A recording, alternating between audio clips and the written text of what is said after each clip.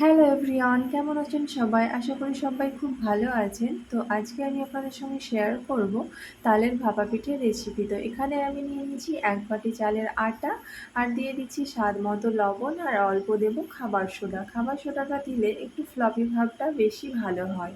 আর এখানে দিয়ে দিচ্ছি আমি ১ বাটি তালের পাল্প।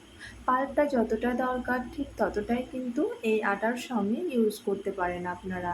এখানে আমি একটুও জল ইউজ করব না, এই তালের পাল্প দিয়েই কিন্তু আটাটা আমি তৈরি করব। তো এই যে আমি এখন হাত দিয়ে এইভাবে একটু চাপ দিয়ে এই আটার সঙ্গে তালের পাল্পটাকে মিশিয়ে নিচ্ছি। তো মিশ্রণটা যেরকমভাবে রেডি করতে হবে এটা আমি আপনাদেরকে একদম ভালোভাবে দেখিয়ে দিচ্ছি। তো এই যে আমি এখন একটু আটা নিয়ে হাতের মধ্যে একটু চাপ দেবো, দেখব গোটা বেঁধে যাচ্ছে কিনা। তো দেখতেই পাচ্ছেন আমি কীরকমভাবে আটাটা মেখে নিলাম, আর এখন আমি হাত দিয়ে চেপে রেখেও নিলাম যে গোটা বাঁধছে কিনা। তো গোটা বেঁধে গেছে, তার মানে আমার এই আটার মিশ্রণটা একদম পারফেক্টলি রেডি হয়ে গেছে। এখন আমি একটা পাত্রে এটাকে চেলে নেব। তো তার জন্য এখানে আমি একটা ঝুড়ি নিয়েছি, ঝুড়িটা একটু সরু ফুটো হলে ভালো হয়। আর এই যে আমি এখন হাত দিয়ে চেপে চেপে এই মিশ্রণটিকে চেলে নিচ্ছি। তো বন্ধুরা, আমার এই ভিডিওটি যদি আপনারা ফেসবুক থেকে দেখে থাকেন তাহলে এই পেজটিকে ফলো করে নিয়ে আমার পাশে থাকবেন।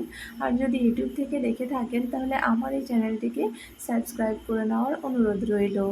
তো এই যে আমি পুরোপুরি মিশ্রণটিকে চেলে নিয়েছি, এখন আমি একটা বাটি নেব। বাটিটা খুব একটা বড়ও নিইনি, আবার খুব একটা ছোটও নিইনি, ঠিক মাপ মতো একটা বাটি নিয়ে এরকম পুরোপুরি মিশ্রণটিকে ভরে দিলাম। তারপর ওপর থেকে হাত দিয়ে একটু ছেঁটে নিলাম। এরপর একটা সুতির কাপড় নিয়েছি, এই কাপড়টাকে এরকমভাবে ঢাকা দিয়ে দিলাম বাটিতে।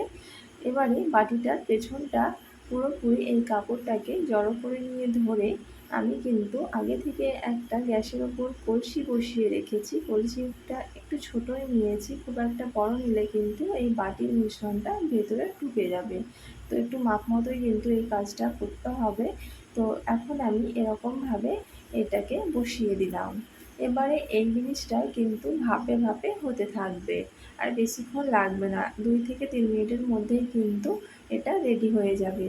তো আমি এখন দেখাচ্ছি যে এটা ঠিকঠাকভাবে সেদ্ধ হয়েছে কিনা। তো আমার এই ভাপা পিঠেটা একদম রেডি হয়ে গেছে। এখন আমি এটা একটা পাত্রে পরিবেশন করে নেব। বাকি যে মিশ্রণগুলো আছে আটার, সেগুলোও কিন্তু আমি সেম প্রসেসে করে নেব। তো এরপর আমি আপনাদের দেখাচ্ছি যে কতটা ভেতরটা ফ্লপি হয়েছে, আর খেতেও কিন্তু অসাধারণ হয় এই তালের ভাপা পিঠে। আপনারা একবার ট্রাই করে দেখবেন।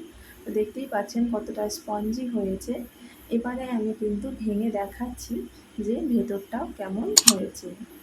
তো বন্ধুরা, আমার এই রেসিপি ভিডিওটি আপনাদের কেমন লাগলো অবশ্যই কমেন্ট বক্সে জানাবেন। তো দেখা হচ্ছে আবার নতুন কোনো রেসিপি ভিডিও নিয়ে।